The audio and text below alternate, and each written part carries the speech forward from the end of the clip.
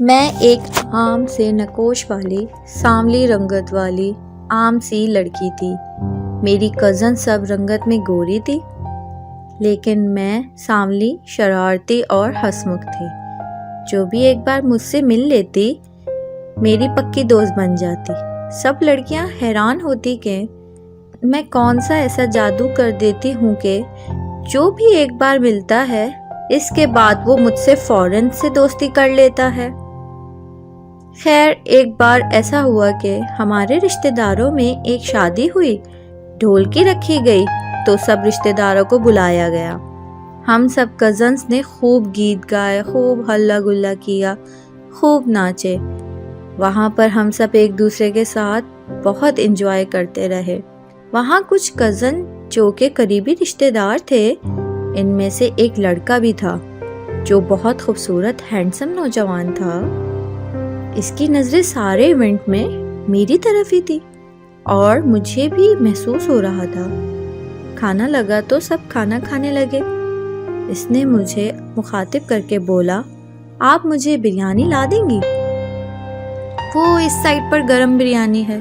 میں نے کہا جی ضرور، میں آپ کو لا دیتی ہوں۔ اس کے بعد میں کھانا کھانے کے لیے چلی گئی اور اس کو بریانی ڈال کر دینے کے لیے آگے بڑھی۔ محسوس ہوا کہ کوئی میرے پیچھے آ رہا ہے۔ وہ میرے پیچھے آ رہا تھا، میری طرف رکا اور مجھے آواز دے کر رکنے کا بولا۔ میں سمجھی کہ شاید کچھ اور بھی چاہیے ہوگا۔ وہ پاس آ کر بولا، میں آپ کو روز دیکھتا ہوں پر بات نہیں کر پا رہا، آپ تھوڑی سی دیر کے لیے ایک طرف ہو جائیں گی؟ میری بات سن سکتی ہیں پلیز؟ میں کافی حیران تھی کہ اس نے ایسی کیا بات کرنی ہے مجھ سے، لیکن دل میں کچھ خوش بھی تھی کہ شاید وہ میری طرف کچھ انٹرسٹ شو کر رہا ہے، کیونکہ وہ تھا ہی اتنا خوبصورت تو کوئی بھی لڑکی اس کی طرف مائل ہو سکتی تھی۔ میں نے کہا جی ضرور، چلیے ایک سائڈ پر چلتے ہیں۔ ہم وہاں گئے اور وہ میرے کافی قریب آ کر میری آنکھوں میں بہت غور سے دیکھنے لگا۔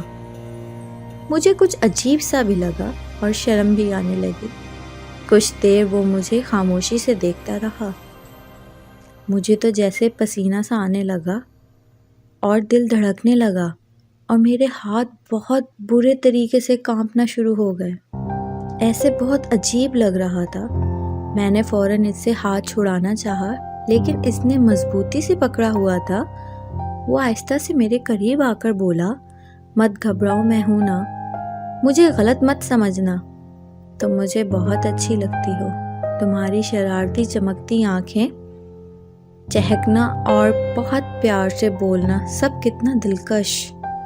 میں ساری رات تمہیں سوچتا ہوں، مجھ سے بات کر لو پلیز، اپنا نمبر دے دو اور میں تم سے کچھ باتیں کرنا چاہتا ہوں۔ میں بہت گھبرا گئی اور کچھ سمجھ نہیں آ رہا تھا۔ مجھے یہ سب اچھا بھی لگ رہا تھا اور بہت پریشانی بھی ہو رہی تھی۔ خوشی اور حیرت کے ملے جلے تاثرات میرے چہرے پر صاف ہیں۔ وہ مجھے دیکھ کر بہت پیار سے مسکرا رہا تھا اور میری آنکھوں پر پیار کر کے آگے بڑھ گیا۔ میں حیرت سے اسے دیکھ رہی تھی کہ اس نے کیسے میری آنکھوں کو چوما۔ اسے کوئی خوف نہیں تھا کہ کوئی دیکھ لے گا۔ اور ایونٹ ختم ہو گیا۔ کچھ دنوں کے بعد اس کا میسج آیا۔ بہت اچھے سے ہماری بات ہوئی اور آہستہ آہستہ ہمیں پیار ہونے لگا۔ اس نے کہا کہ میں تم سے شادی کرنا چاہتا ہوں اور میں بھی بہت خوش ہو گئی۔ چلو ٹھیک ہے، بہت خوبصورت ہے، ہینڈسم ہے اور مجھ سے تو بہت بہتر ہے۔ ہم دونوں نے چھپکے چھپکے ملنا شروع کر دیا، ایک دوسرے کو گفٹس دینا سٹارٹ کر دیا۔ ایک دن اس کے والدین ہمارے گھر آئے ہوئے تھے اور میں بہت خوش تھی، لیکن یہ خوشی کچھ ہی دیر کی تھی۔ جب میں اندر ان کو سلام کرنے کے لیے گئی تو اس کی امی میری امی سے کہہ رہی تھی کہ آپ نے میرے بیٹے کی شادی میں لازمی آنا ہے۔ یہ بات تو جیسے میرے اوپر بجلی بن کر گری۔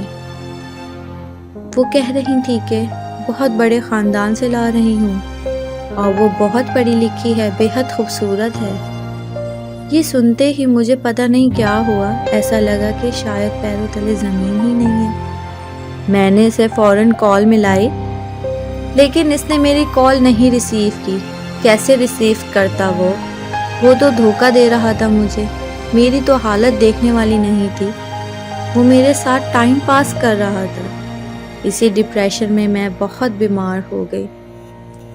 اب نہ تو میں ویسی ہی چلبلی تھی، نہ کہیں آنا جانا تھا، کیونکہ میرا شاید انسانوں سے اعتبار ہی اٹھ گیا تھا، اور خاص کر مرد ذات سے۔ اس طرح کے مرد صرف ایک سراب ہے، دور سے اچھے لگنے والے سراب۔ مزید ایسی اچھی ویڈیوز کے لیے میرے channel love and moral story Ayesha کے ساتھ کو سبسکرائب کیجیے۔ شکریہ۔